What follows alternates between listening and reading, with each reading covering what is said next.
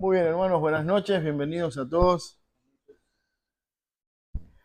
Bueno, sabemos que estos días han sido bastante duros con el calor y a la mayoría nos ha golpeado bastante y llega este horario y uno empieza como a pedir una recarga de baterías y estábamos acá con el aire, uno como que se va relajando y bueno, es una tentación la siesta. Vamos a tratar de hacer todo lo posible para que nadie se duerma, pero no prometemos nada, ¿sí? Muy bien, hermanos, como ustedes saben, estamos avanzando en el estudio en la carta de Pablo a los tesalonicenses, estamos ya en la segunda carta. Ha sido una carta realmente preciosa por un lado, por el tema que toca, que es la venida del Señor, es nuestra esperanza, y vemos también de qué manera los hermanos habían sido afectados en su fe, en su confianza, a causa de malinterpretar lo que ellos habían aprendido y algunos malintencionados también habían pervertido la enseñanza de Dios y esto concluyó en un gran desastre, una confusión en los hermanos que Pablo está tratando ahí de mediar y de ayudar a que los hermanos puedan volver a la paz y a la tranquilidad. Bueno, creo que algo precioso que nos suele pasar es poder ver algunas verdades en la palabra de Dios y nos gozamos de poder conocer la verdad de Dios, las doctrinas, la teología, es algo que realmente necesitamos para tener una fe firme, una fe genuina. Pero creo que algo más glorioso es cuando vemos esa doctrina o esa verdad que la Biblia comunica, la podemos ver reflejada en nuestra vida. Y mientras hoy los hermanos compartían y oraban, veía de qué manera hacían alusión a lo que Pablo va a mencionar en los versículos 15 al 17 del capítulo 2 en esta noche. Bueno, Pablo va a hablar acerca de la necesidad de estar firmes. Y si hay algo que nosotros hemos comprobado en nuestra propia vida es la potencialidad que hay en nosotros, en nuestro corazón, en nuestra naturaleza de desviarnos. Rápidamente hay una alta probabilidad de que nosotros nos desviemos.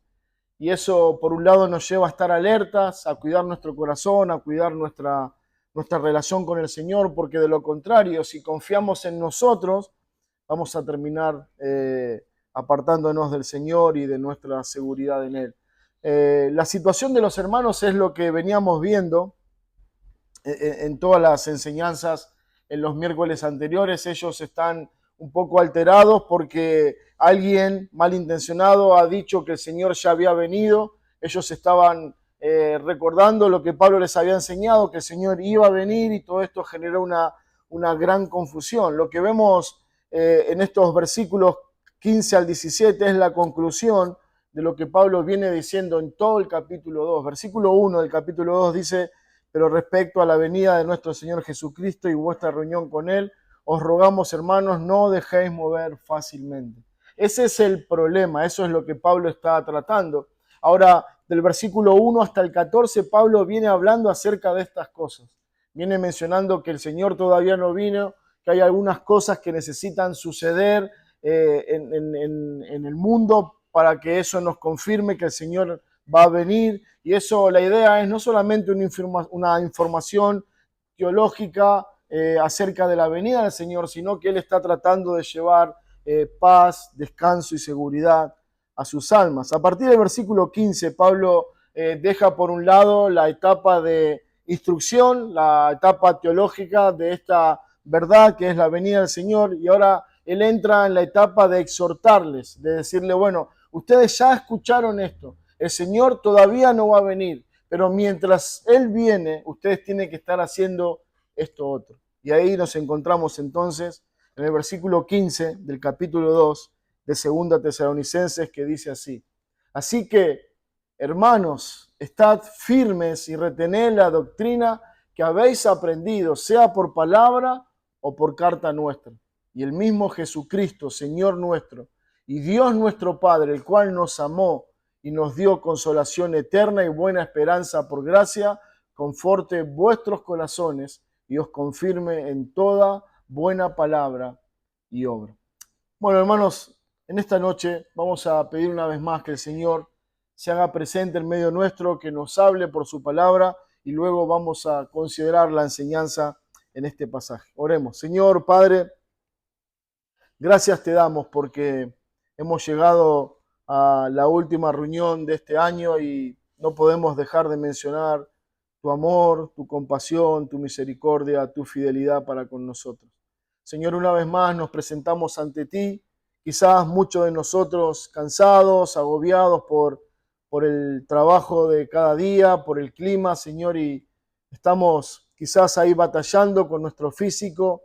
Te pedimos que nos ayudes, Señor, a poder estar dispuestos, alertas, atentos a tu palabra, porque es a través de ella que tú nos hablas y nos enseñas. Padre, te pedimos que seas tú hablando en esta noche a tu iglesia, que sea tu espíritu edificándonos, enseñándonos la verdad tan importante para nuestras almas en este pasaje. Señor, te pedimos que tú hables a tu pueblo, que edifiques a tu iglesia. Te lo pedimos en el precioso nombre de Cristo. Amén. Muy bien, hermanos. El versículo 15 nos permite considerar esa transición que hay entre lo que Pablo viene diciendo y lo que va a comenzar a decir. La frase así que es como decir, bueno, después de todo lo que dije o dado lo que dije, ahora consideren esto. Entonces, lo que Pablo va a decir ahora en el versículo 15 en adelante es algo muy importante para ellos y no tengo duda después de leer este pasaje de que también es muy importante y necesario para nosotros. Ese versículo 15 nos introduce rápidamente en nuestro primer punto en esta noche y es una demanda urgente. Hay una demanda que Pablo va a enviarles, en el caso de ellos por una carta, en el caso nuestro es el mismo Espíritu de Dios que nos habla y que nos hace esa misma demanda, y esa demanda urgente es estar firmes. Bueno, esta demanda o este llamado carece de urgencia y de significado si nosotros estuviéramos pasando una buena tarde, estuviéramos en un buen lugar, tranquilo, sin ningún sobresalto, sin ningún problema. Pero cuando pensamos en los hermanos en Tesalónica, ellos se están realmente resbalando, o podemos decir, como dice la palabra, ellos se habían desviado de la verdad. Su eje teológico se había corrido mucho hacia un lado y ellos estaban vacilando en su fe. Todo lo que hemos visto tanto en la primera carta como en la segunda, vemos cómo esa mala enseñanza que habían recibido o esa mala interpretación acerca de este evento que es la venida del Señor había alterado su vida espiritual, su vida social, su relación laboral. Todo estaba afectado porque su eje teológico se había corrido. Por eso Pablo se ve en la necesidad urgente de decirle, estén firmes, estén firmes.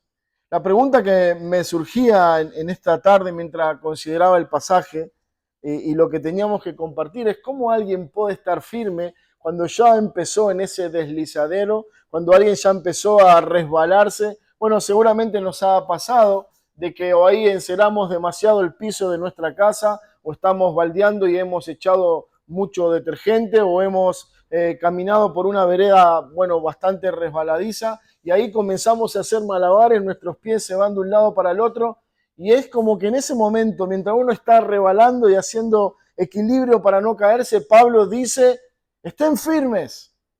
La pregunta es, bueno, Pablo, me encantaría en este mismo momento estar firme, más que nunca antes en mi vida, pero la pregunta es, ¿cómo? Ya estoy resbalando, ya me he deslizado, ya mi eje teológico se ha corrido, ya mi seguridad en la palabra de Dios ha sido afectada por una mala interpretación.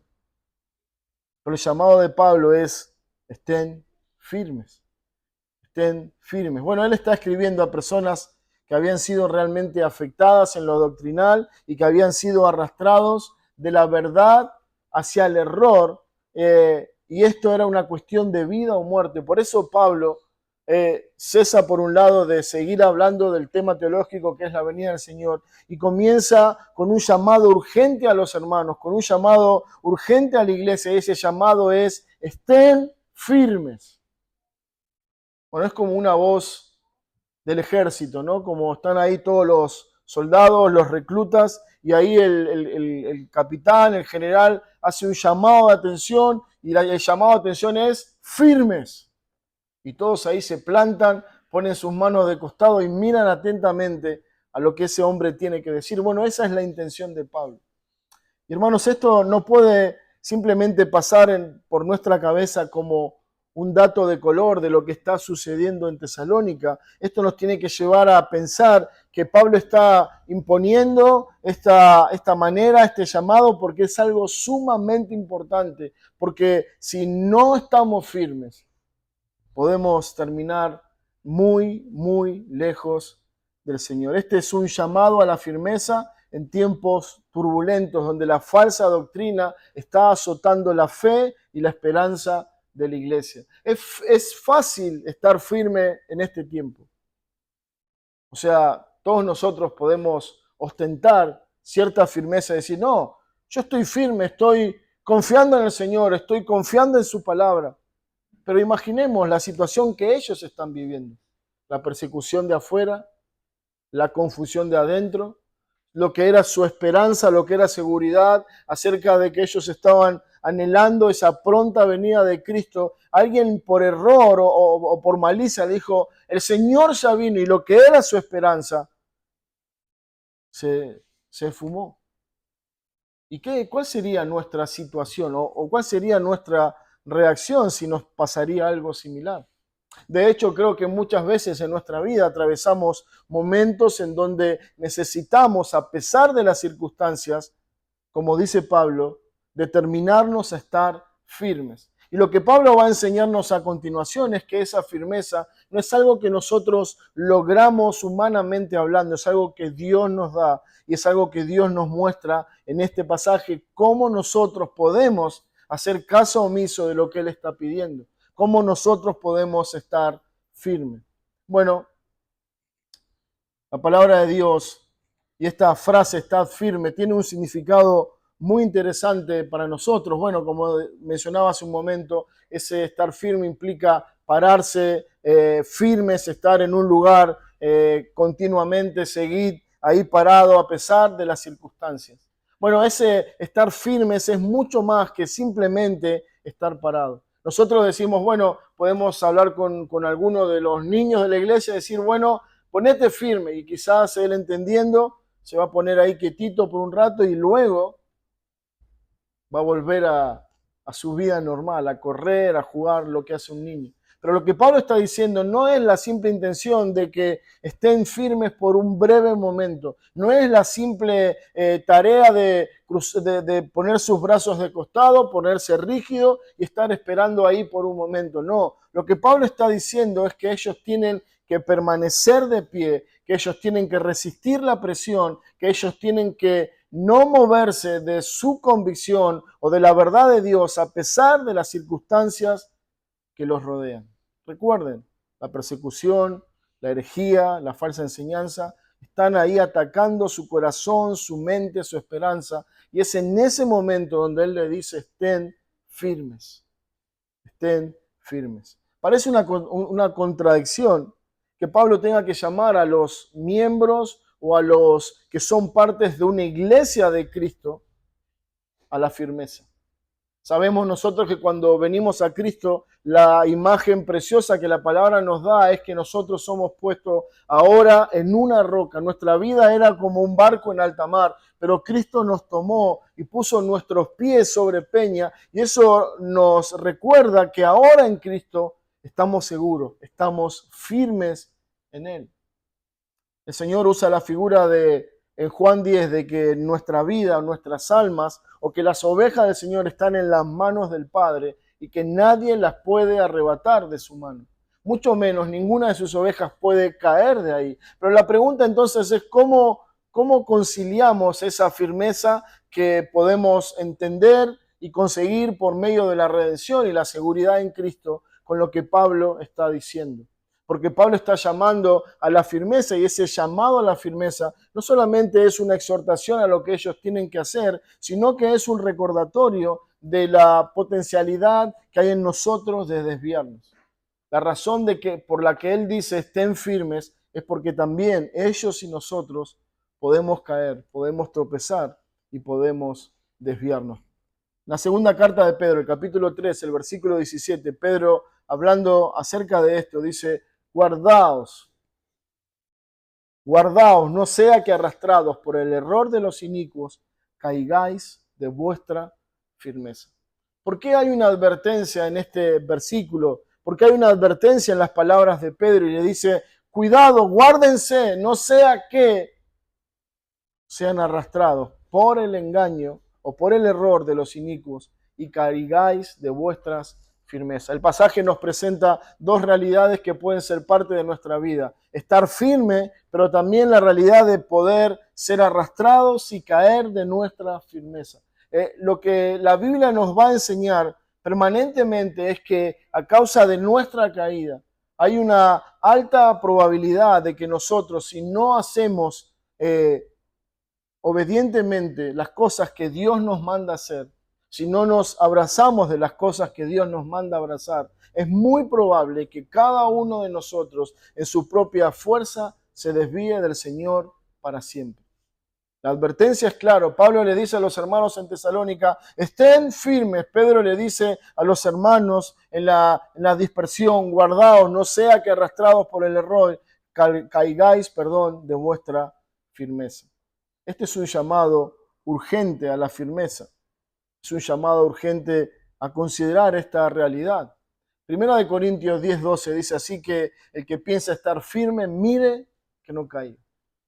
Hermano, en esta noche me encantaría de todo corazón que cada uno de nosotros pudiera asumir esta realidad en su mente. El entender que ustedes y yo y todos nosotros hay una alta probabilidad de que nos desviemos. Pero Dios, en su provisión maravillosa, no solamente nos informa acerca de este peligro, sino que nos ha dado los medios necesarios para que nosotros nos mantengamos firmes. Pablo no está escribiendo a creyentes fuertes y estables, sino que está escribiendo a una iglesia que está confundida, que está siendo sacudida en su confianza y que está caminando en el error. Por eso el versículo 2 del capítulo 2 les dice: no os dejéis mover fácilmente de vuestro modo de pensar. La realidad es que ya han sido movidos de su confianza en Cristo, de esperar al Señor, de no ser confundidos. Pero ahora Él les llama a que vuelvan a ese lugar de donde han sido movidos. Ya habían sido engañados, ya su fe estaba afectada, ya su alma estaba perturbada, porque cada uno de ellos había sido movido acerca de esta verdad. Bueno, la palabra de Dios nos dice en Judas capítulo 1, versículo 3, que dice Judas: me ha sido necesario escribiros exhortándoos que contendáis, ardientemente por la fe que ha sido una vez dada a los santos. Pablo está diciendo: no abandonen la verdad, no negocien la verdad, no se olviden del evangelio que recibieron. Y hermanos, esta es un llamado de atención a todos nosotros. Por la gracia de Dios tenemos la libertad de expresar nuestra fe, de decir lo que creemos, de expresar nuestra confianza en la palabra de Dios, pero ¿qué si en algún momento, por alguna razón que Dios permitiera, esto comenzara a ser un problema? Identificarse con Cristo o anunciar públicamente el Evangelio comenzara a ser un problema. ¿Cuál sería nuestra reacción? Bueno, la primera reacción que nosotros debemos tener bien presente y bien marcado en nuestro corazón es estar firmes. No importa la oposición, no importa cuánto se opongan a la verdad de Dios, no importa cuánto ataque reciba el Evangelio y la verdad de Dios que creemos, nosotros, como dice Pablo, y como ellos debían hacer, necesitamos estar firmes. No firmes agarrados de la nada misma, no teniendo fe en algo incomprobable. No, el llamado de Pablo, y ahora lo comprobaremos en un momento más, es estar firmes en la verdad de Dios, abrazarnos en esa verdad que hemos comprobado su veracidad y su inspiración divina. Pablo muestra que la firmeza cristiana no descansa principalmente en el esfuerzo humano, sino en la verdad revelada de Dios.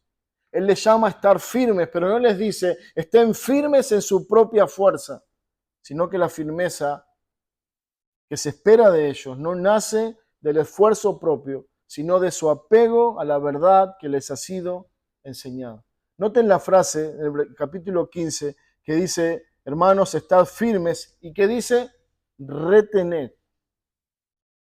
Retened. Bueno, no hace falta mucha explicación acerca del el idioma original para entender el significado, pero el significado es agarrar con fuerza, agarrar algo sin soltar, nos habla de una adhesión constante y vigilante sobre algo.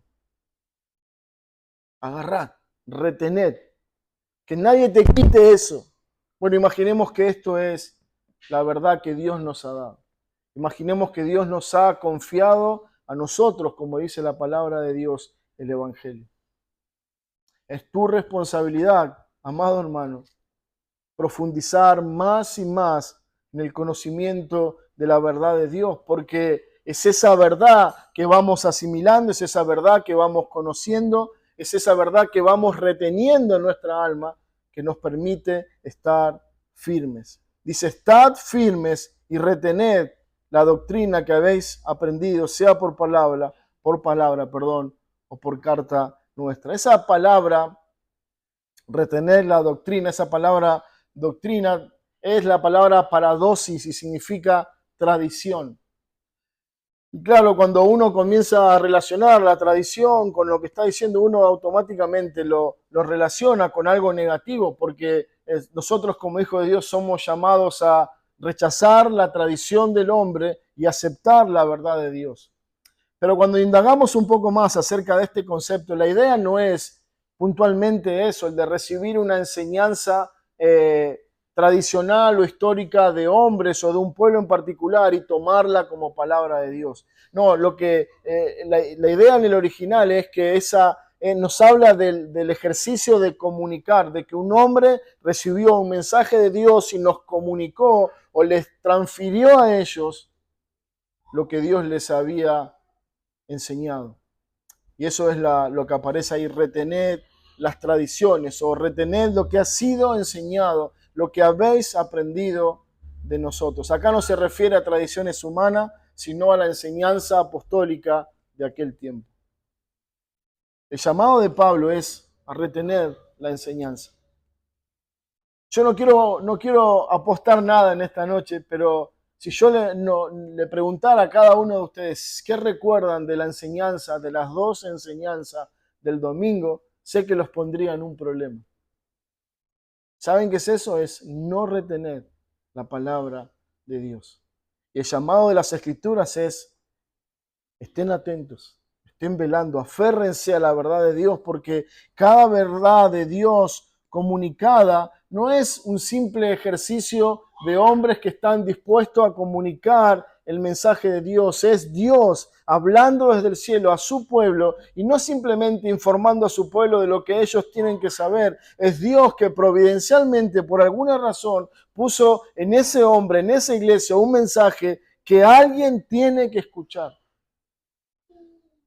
Y muchas veces lo que padecemos en nuestra vida, muchas veces los errores, los pecados en nuestra vida son consecuencia de no tener una relación seria con la palabra de Dios. Y no me refiero al simple hecho de leer o tener nuestro tiempo devocional con las Escrituras. Me refiero al hecho de que cuando la palabra de Dios se abre, sin importar quién esté hablando, es palabra de Dios. Y esa palabra debe ser escuchada con reverencia, esa palabra debe ser guardada con temor, porque Dios ha provisto un medio humano y un mensaje que nosotros debemos escuchar y guardar. Por eso Pablo dice a los hermanos que la manera en que ellos van a estar firmes no es en su propia fuerza, no es en su propia capacidad, sino reteniendo la doctrina que han aprendido. Ellos se habían desviado. Su teología había sido altamente sacudida. Entonces Pablo les dice, desde ese desvío, bueno, ahora si ustedes quieren volver al punto de donde han caído, retengan la doctrina que han aprendido. Vuelvan a las bases, vuelvan a la verdad de Dios, vuelvan al conocimiento de la verdad. Y eso es lo que nosotros debemos atesorar como una herramienta para nuestras vidas en el tiempo de la aflicción, en el tiempo del problema. Lo único que te va a hacer estar firme es la verdad de la palabra de Dios. Van a azotar distintos vientos en nuestra alma. Nuestra fe va a ser probada. Eso la palabra de Dios nos lo dice una y otra vez. Entonces la pregunta es, ¿cómo voy a estar firme? ¿En mi fuerza? ¿En una mente que divaga de un lado al otro por una enfermedad? ¿En un corazón que todo el tiempo está poniendo en duda la veracidad de Dios? La única manera en que un ser humano caído como nosotros va a estar firme es abrazándose fuertemente a la verdad de Dios, diciendo, esto es palabra de Dios. Esto es lo que Dios enseña en su palabra y sin importar las circunstancias, sigo creyendo en ellas. El segundo punto en esta noche para nosotros lo encontramos en el versículo 16 y es una garantía eterna. Y esa garantía es que el Dios que te salva es el Dios que te guarda. La garantía eterna es que el mismo Dios que te salvó es el mismo Dios que va a cuidar de tu alma. Dice el versículo 16, y el mismo Jesucristo, Señor nuestro y Dios nuestro Padre, el cual nos amó y nos dio consolación eterna y buena esperanza por gracia, conforte vuestros corazones y os confirme en toda buena palabra y obra. Bueno, luego de decirles, Pablo, que ellos tienen que permanecer firmes en la verdad y que la manera de mantenerse firme es abrazarse a la verdad revelada de Dios, ahora quiere llevarlos a considerar una verdad aún más preciosa. Bueno, nosotros hemos quizás acuñado muchas veces a causa de, del cine. El cine siempre tiene la particularidad de pensar y dejar para la historia y para la posteridad frases célebres que todos recordamos. Bueno, quizás pudiéramos hacer un ejercicio en esta noche y preguntar, bueno, ¿cuál es la frase de una película que te acuerdas? Y seguramente podrán decir más de una. Pero bueno, a veces escuchamos en esas frases célebres y recordadas es, todo va a estar bien. Ahí está cayéndose el mundo a pedazos, todo está explotando y alguien con una voz así muy segura dice, tranquilo, todo va a estar bien. Y eso es lo que nuestra mente guarda como un recuerdo de esa película. Otra frase es, te prometo que nunca te dejaré. Bueno, aquellos que vieron Titanic pueden imaginarse esto, una frase muy similar. Otra frase es, nada podrá detenernos. Bueno, la verdad que podemos seguir toda la noche mencionando frases y no traerá ningún fruto para nuestras almas, pero estas frases tienen la intención de apelar a la emoción y al corazón de las personas. Pero lo que estas frases no consideran, o los autores de estas frases no consideran en los límites y la fragilidad del hombre quien está mencionando estas palabras. Muchas de estas frases, por no decir la mayoría, son incapaces de ser cumplidas, porque nadie puede garantizar que todo va a estar bien, nadie puede prometer y cumplir que nunca va a dejar a nadie, nadie puede decir que nada nos va a detener, porque la vida se encarga de mostrarnos que esto es imposible. El único que puede prometer esto y cumplirlo es Cristo. Él puede prometer todas las cosas. Aún puede prometer tu vida eterna y estar seguro de que eso va a cumplirla porque Él es Dios. Él tiene el poder, la autoridad y el reino en su mano para que estas palabras sean solamente en su boca una realidad. Los hombres ahí, todo romántico, ahí enamorado de su esposa, de su novia, le dice, si me pides la luna, te la daré. Mentira, no crean. No puede dar ninguna luna, pero Cristo sí. Si Él quisiera, puede darte una luna y puede darte todas las estrellas y puede darte todas las cosas, pero Él te ha mostrado su poder, su autoridad, dándote algo aún mejor. Te ha dado vida eterna en Él. Pablo menciona en este versículo 16 a Jesucristo y Dios Padre. Bueno, pero no solamente los menciona, sino que nos va a hablar de que ellos son los autores de nuestra consolación. Es importante considerar cómo Pablo los presenta, Jesucristo y Dios Padre. Esa sociedad la podemos ver en otros pasajes en las Escrituras. Uno que viene a mi mente es el de 1 Corintios 15, donde él dice que el mismo, lo voy a leer porque no quiero faltar a la verdad, y dice 15:57, gracias sean dadas a Dios que nos da la victoria, gracias sean dadas a Dios que nos da la victoria por medio de nuestro Señor Jesucristo. Ahí están las dos figuras de una manera invertida. Primero, gracias a Dios por Jesucristo. Pero ahora Pablo dice que el mismo Jesucristo, Señor nuestro, y Dios Padre. Ahí presentan a las dos personas de la Trinidad y lo va a explicar de una manera preciosa que va a traer gozo a nuestras almas. Tanto el Padre como el Hijo actúan unidos en la obra de sostener a los creyentes. Lo que Pablo está comunicando no es simplemente que ellos van a consolar nuestra alma en un tiempo de prueba o de dificultad como están pasando los hermanos en Tesalónica. Lo que él va a mostrarnos en un momento más es que esa unidad, esa sociedad santa entre el Hijo y el Padre y el Espíritu Santo son aquellos que también velan por nuestra seguridad, por nuestra fidelidad y son los que guardan nuestra alma. El mismo Dios que nos salvó es el que ahora nos cuida, nos anima y nos afirma en medio de la confusión y de la prueba. Bueno, Romanos 8:32 dice, el que no escatimó a su propio Hijo, sino que lo entregó por nosotros, ¿cómo no nos dará con él también todas las cosas? De una manera distinta, la misma composición. Dios Padre, Dios Hijo están presentes ahí en la obra de redención, pero lo que Pablo dice ahora es, si Él te dio al Hijo,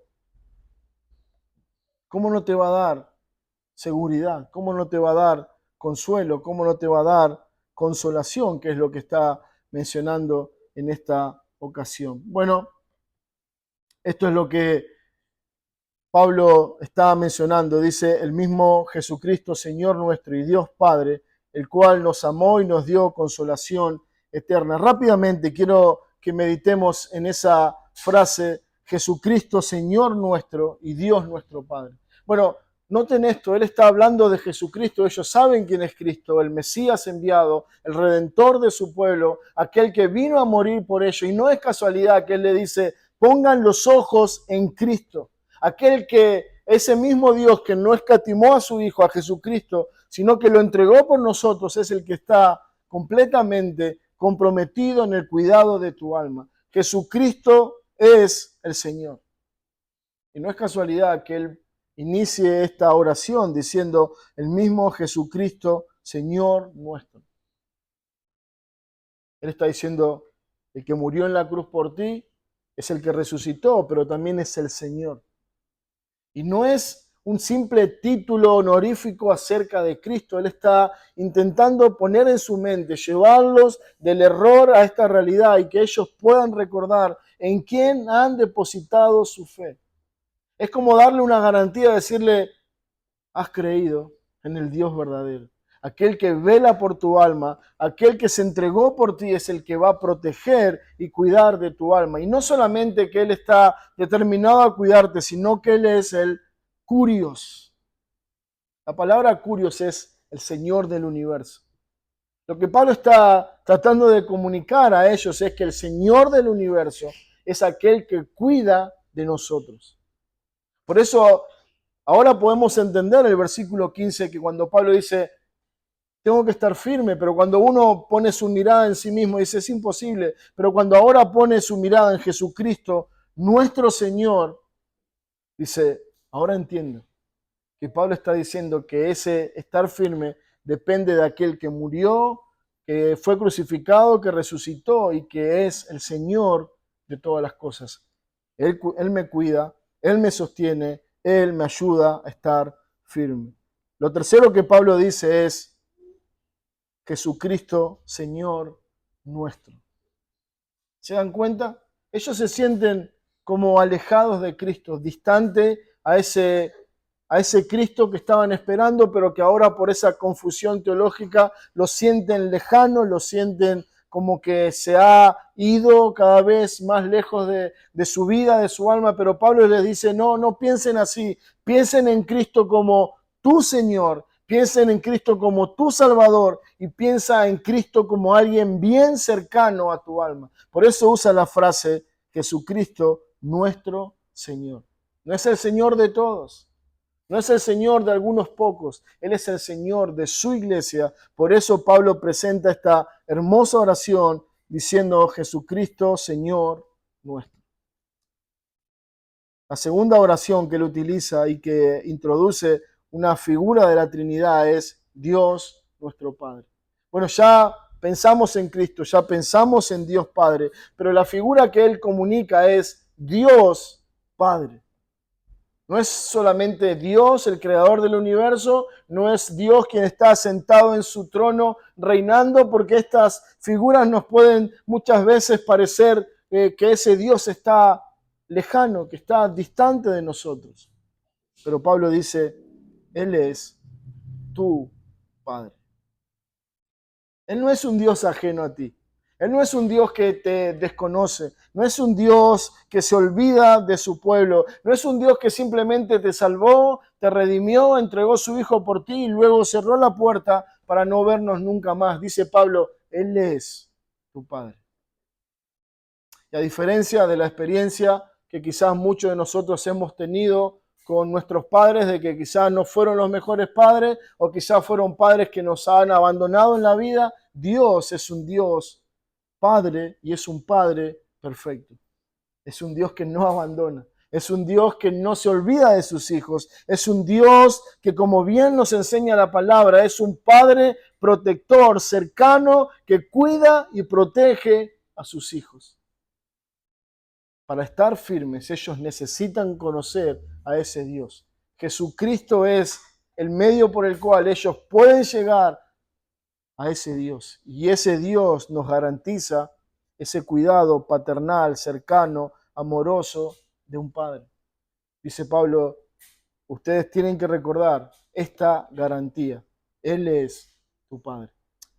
Rápidamente, la frase que Pablo utiliza es como un refuerzo de esta verdad y dice, no solamente Jesucristo es nuestro Señor, no solamente Dios es nuestro Padre, sino que dice, y noten esto, Él nos amó.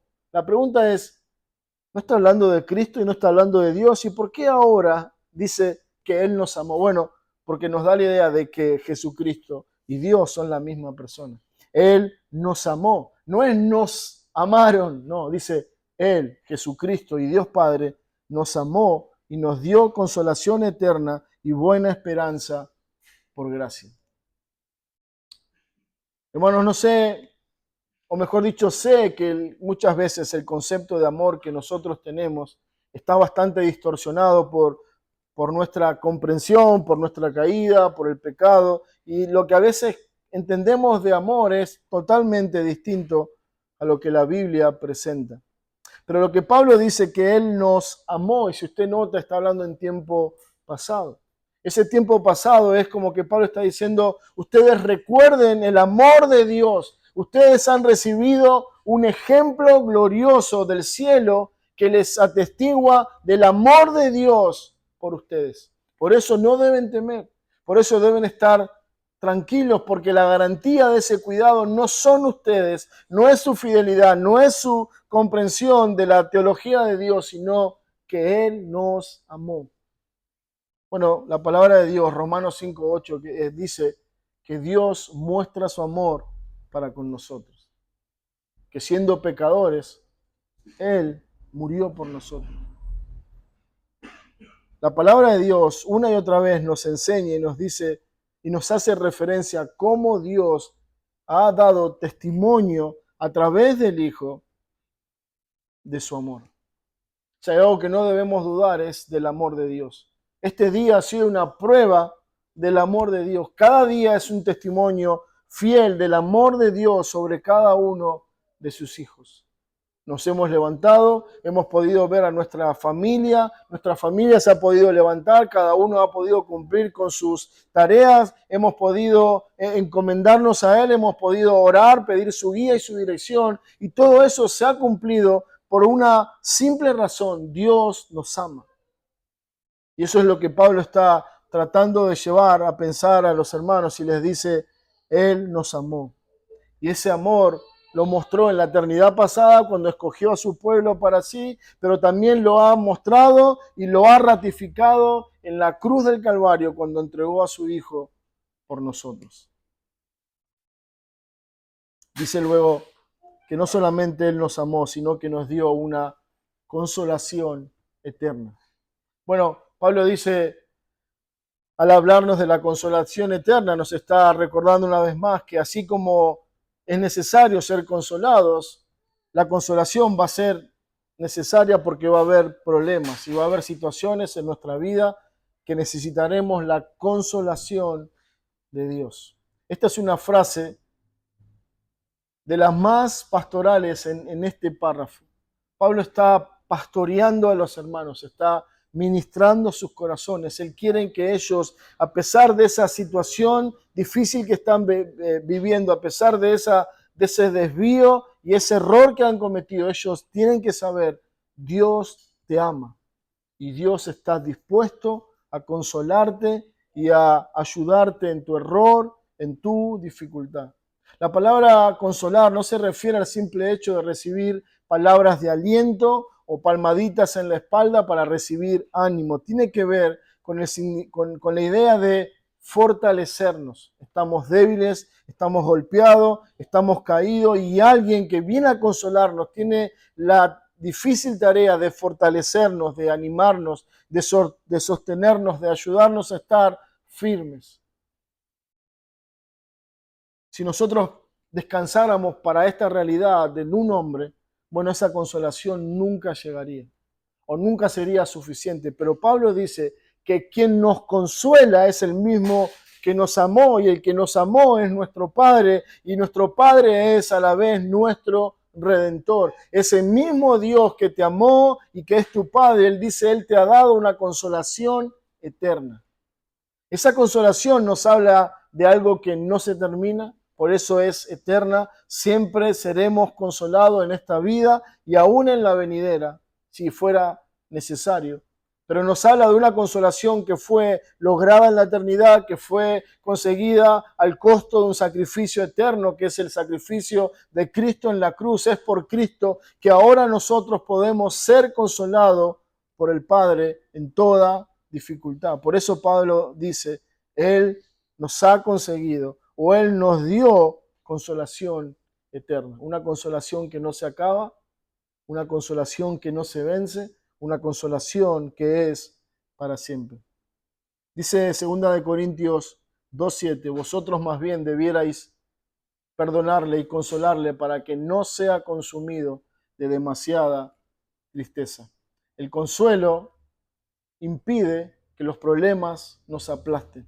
El consuelo es necesario porque impide que el creyente sea destruido por la situación que está viviendo. Pero dice que Dios es aquel que nos da ese consuelo que impide que nosotros no seamos consumidos por los problemas.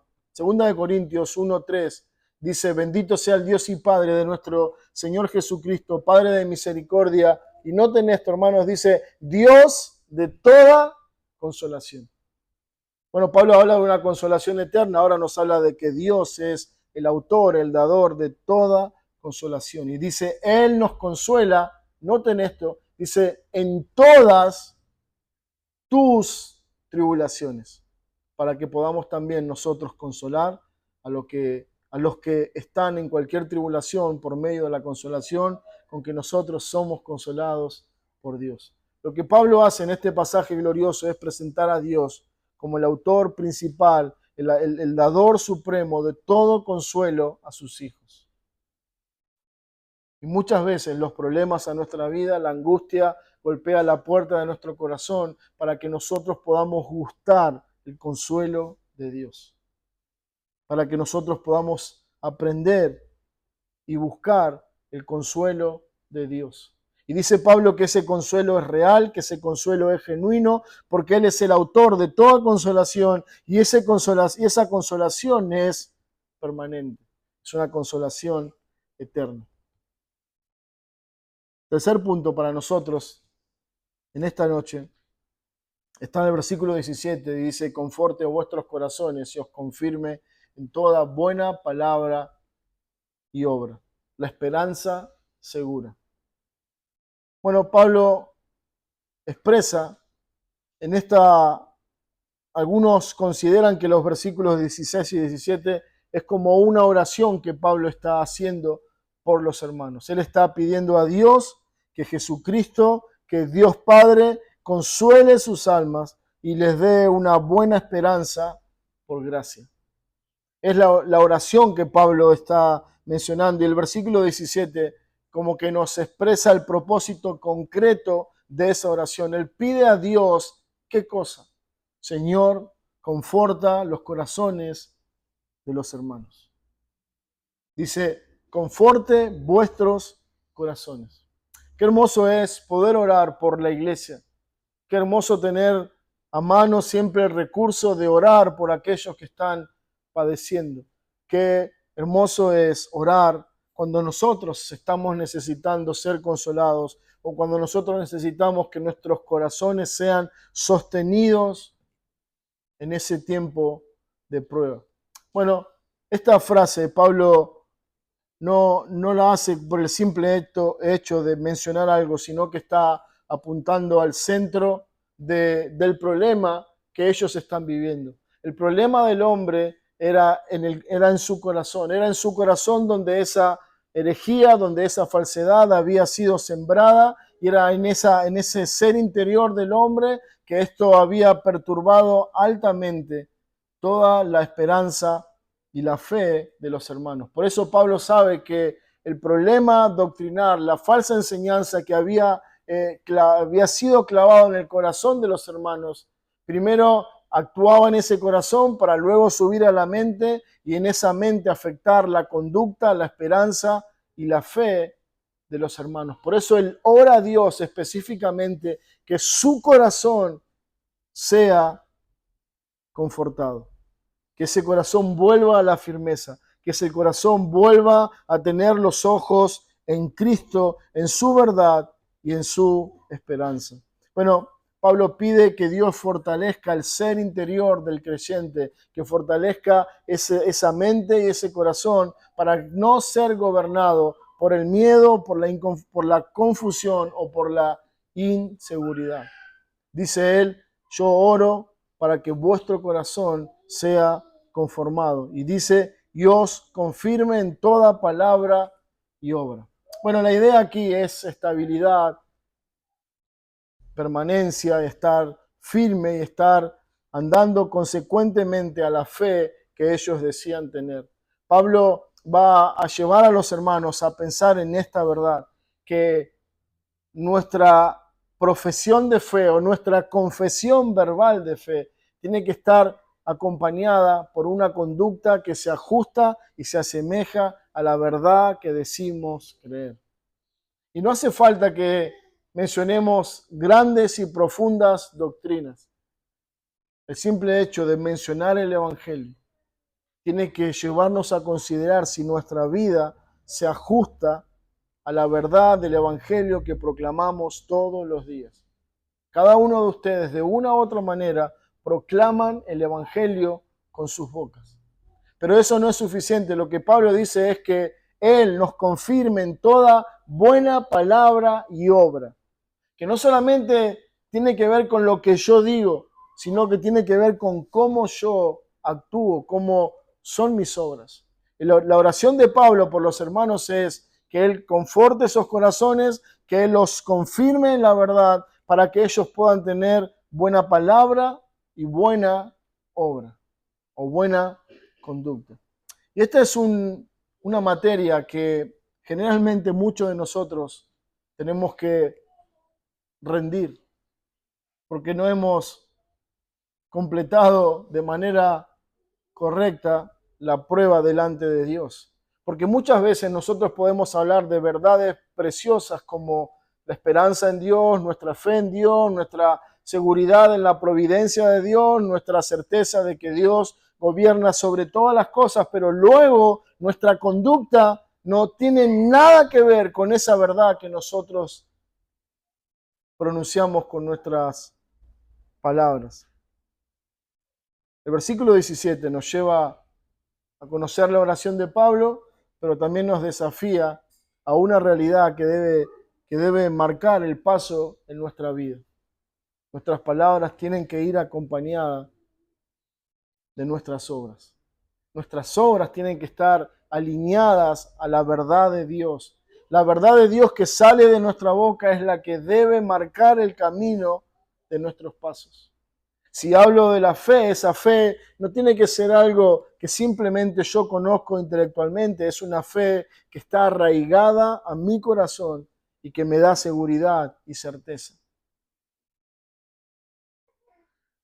Hermanos, en esta noche hemos visto algunas verdades preciosas del Evangelio, pero que la intención no es simplemente informarnos, sino todo lo contrario. La intención de Dios en este párrafo es llamarnos la atención. Y yo no sé cuál es la realidad de cada uno de nosotros en esta noche, pero sí quiero animarlos a que cualquiera sea tu situación, no dejes de ignorar este precioso pasaje en la palabra de Dios. Ese Dios está dispuesto a consolar tu corazón, a darte paz, y si no eres un hijo de Dios, está dispuesto a reconciliarte a través de la fe en su Hijo. Él es un Dios bondadoso y en esa bondad Él quiere socorrerte, Él quiere ayudarte en tu dolor, en tu angustia, en tu preocupación. Él quiere darte paz. Pero para eso necesitamos ir a Él. Estos hermanos se habían desviado de la verdad. La intención del apóstol es tenderle las manos y hacerle volver a la cruz, a Cristo, a poner los ojos en el Salvador. Y es la misma necesidad que nosotros tenemos en esta noche. Hermanos, no hay ninguna esperanza en nosotros. Por más buena intención que tengamos, a menos que nos aferremos de esta verdad y caminemos en esta verdad, como Pablo lo está mencionando, eso nos va a ayudar a estar firmes. Bueno, la palabra de Dios nos dice que escuchábamos el domingo, ¿no? Haciendo estas cosas, no caeréis jamás. Bueno, haciendo estas cosas, poniendo nuestra confianza en el Señor, abrazando la verdad que nos ha sido dada, abrazando y viviendo la palabra de Dios, esto es nuestra garantía de que haciendo estas cosas tampoco caeremos jamás. Hermanos, que el Señor bendiga su palabra. Oremos y terminamos. Señor Padre, gracias. Queremos darte en esta noche por Pablo, por los hermanos en Tesalónica, por esta carta corta pero tan profunda y necesaria para nuestras almas. Señor, tú conoces la necesidad de cada uno de los oyentes en esta noche. Tú conoces sus luchas, sus falencias, sus pecados. Tú conoces cada rincón de nuestra alma y cada necesidad en nosotros. Padre, que tu palabra sea la que esté consolando, ayudando, animando a que cada persona, cualquiera sea su situación en esta noche, pueda volverse a ti. Y no importa cuánto nos hemos desviado de la verdad, siempre en Cristo tenemos un camino para volvernos a ti, para poner nuestra esperanza en Cristo, en su obra, estar en paz y ser consolados por ese consuelo eterno que nunca se acaba. Señor, bendice a cada uno de los hermanos y bendice tu palabra, te lo pido en el nombre de Cristo. Amén.